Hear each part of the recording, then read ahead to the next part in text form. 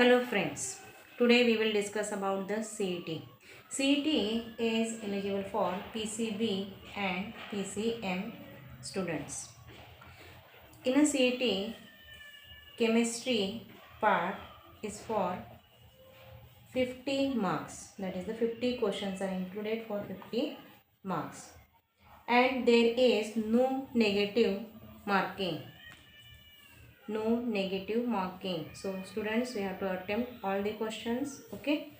So chemistry 50 questions. So now today we will discuss the one by one questions. Hello.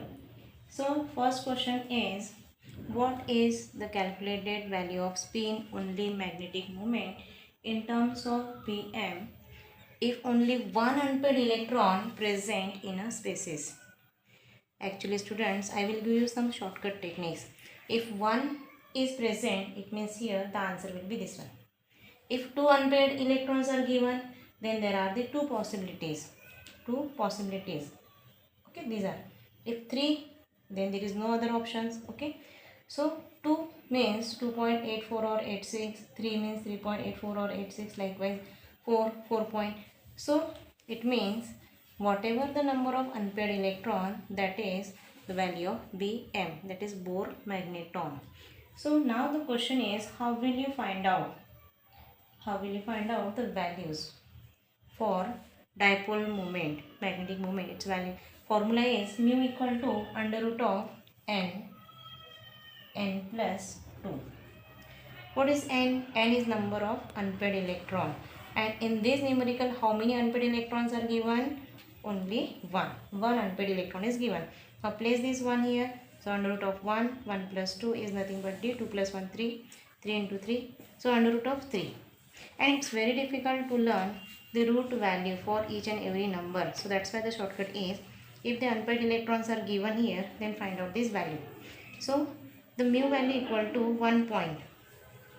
After this decimal point, you can write number more than 6, 7 or 8. Okay. So our expected answer is 1.73 Bm. So the option D is correct. Second question. Which of the following is tertiary allylic alcohol? Allylic alcohol. So as students, we know what is meant by allylic alcohol. Allylic alcohol or allylic halide. So allylic means what?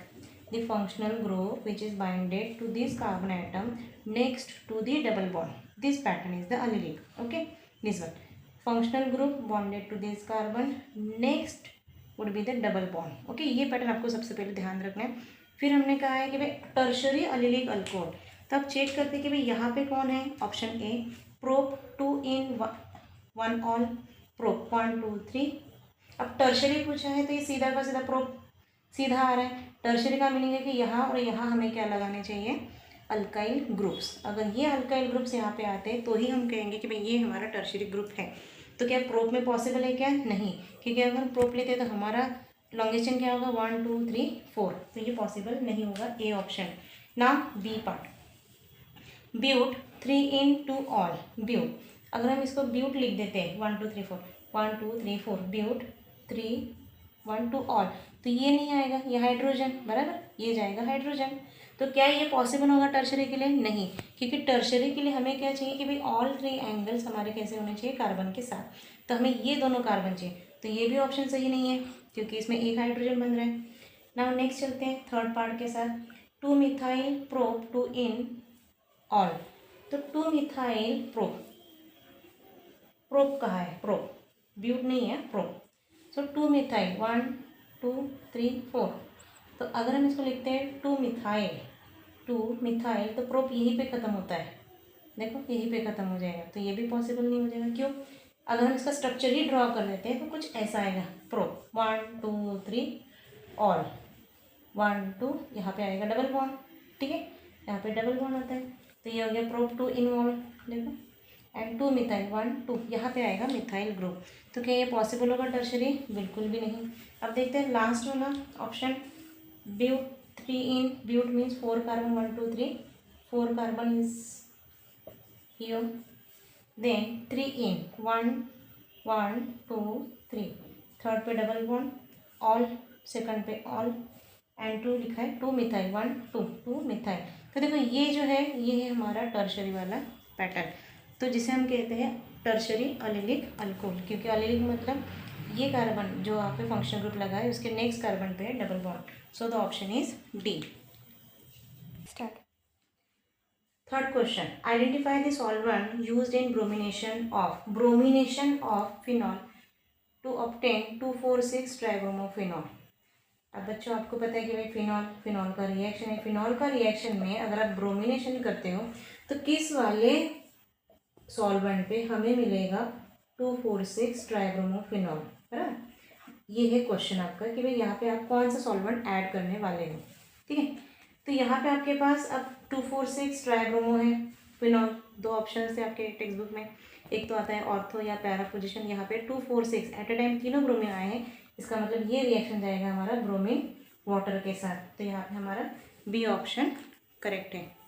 Fourth question, identify the elements undergoing reduction and oxidation.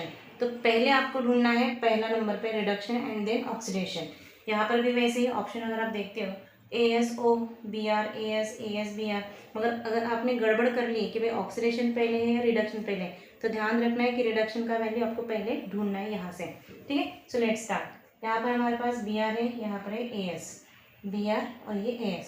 तो हम क्या करेंगे, सबसे पहले इसका oxidation number find out करते हैं, that is H3ASO3। ये हमें नहीं पता है तो हम इसको कंसिडर करते हैं कि भाई ये X है। हाइड्रोजन का होता है +1 चार्ज, +1 × 3 3, एंड ऑक्सीजन का चार्ज होता है -2 × 3 -6 इक्वल टू नेट चार्ज नहीं है तो 0। So x -3 equal to 0, so x equal to +3। तो यहाँ पे AS का कितना हो गया +3 charge.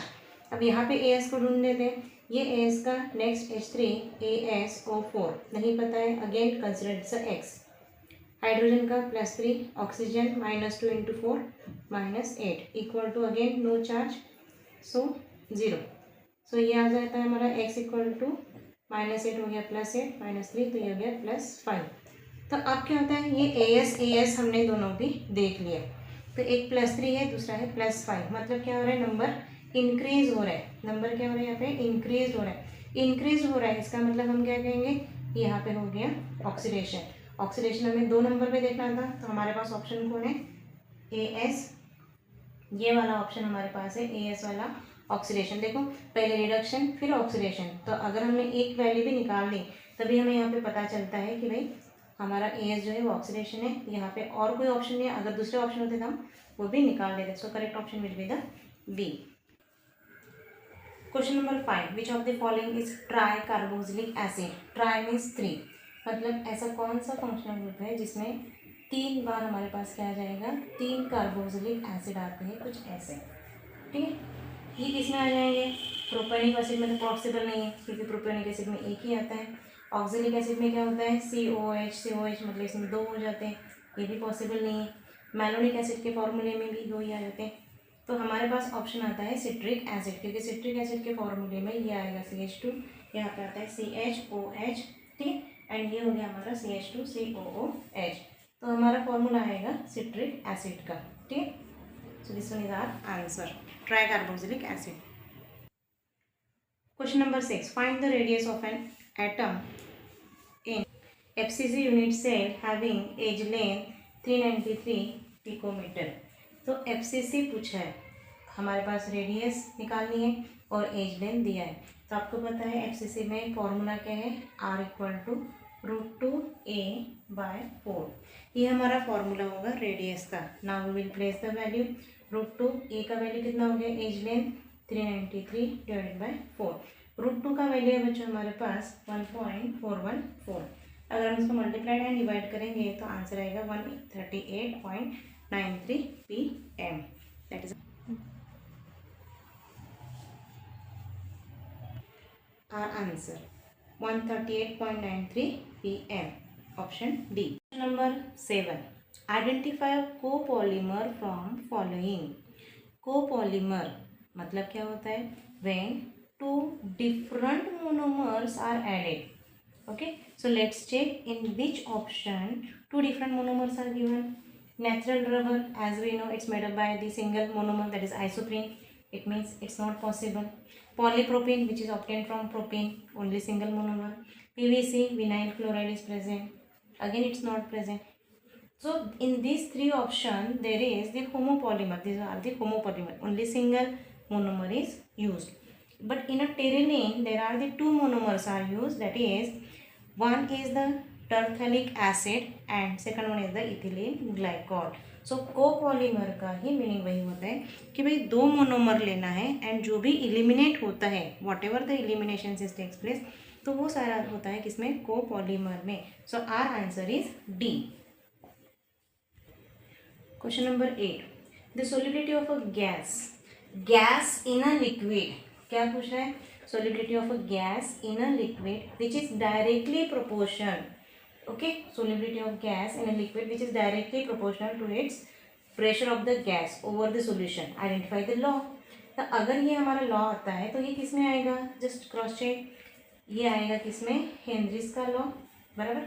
Solubility of a gas in a liquid which is directly proportional to pressure, क्योंकि रॉबर्ट्स लॉ तो हमारा लिक्विड एंड लिक्विड आता है, डाल्टन्स लॉ पी टोटल के लिए आएगा, Avogadro's law number of volumes के लिए आएगा. ठीक है, तो लॉ कौन सा हो गया, Henry's law, because gas in a liquid. So option A. Question number 9, find the solubility S in terms of mole per litre if the solubility product denoted by KSP is 6.4 into 10 to minus 13.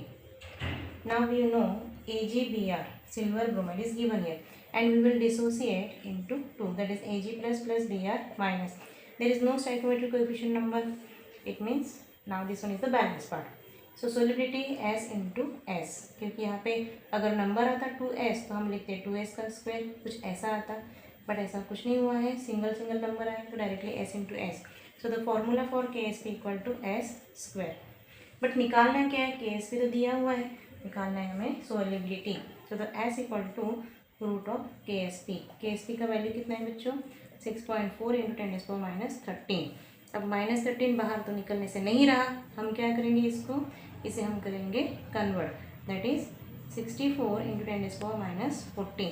तो -14 बाहर निकल के आ जाएगा, बाहर निकलेगा तो क्या बनेगा 10 to minus 7, और 64 बाहर निकल के आएगा 8, क्योंकि 8 का स्क्वायर कितना हो गया 64. तो आंसर हो गया हमारा B part. Now the last question from chemical kinetics. Calculate the rate constant denoted by K. तो हमें K का वैल्यू निकालना है for the first order reaction पूछा गया. रिएक्शन है हमारे पास A gives you B. हमें निकालना क्या है बच्चों, K निकालना है. तो फॉर्मूला क्या आएगा रेट का, rate equal to K concentration of A. Power में क्या आएगा 1, क्योंकि फर्स्ट ऑर्डर कहा गया है यहाँ पे. ठीक है, if the rate of reaction R का वैल्यू दिया हुआ है कितना है 5.4 into 10 to minus 6, and concentration of A का भी वैल्यू दिया हुआ है दैट इज 0.3. तो अब हमें क्या करना है बच्चों, यहाँ पे K equal to 5.4 into 10 to minus 6 divide by 0.3. So point हटा देते हैं तो क्या आएगा 54/3 इंटू 10 to minus 6. तो इसे अगर हम कट कर देते हैं ये कितना आएगा बच्चों 18. सो 18 इंटू 10 to minus 6 है, आंसर में -6 नहीं है -5 है, हम पावर शिफ्ट कर देंगे तो ये आंसर आएगा आपका 1.8 इंटू 10 to minus 5, मतलब आंसर ए.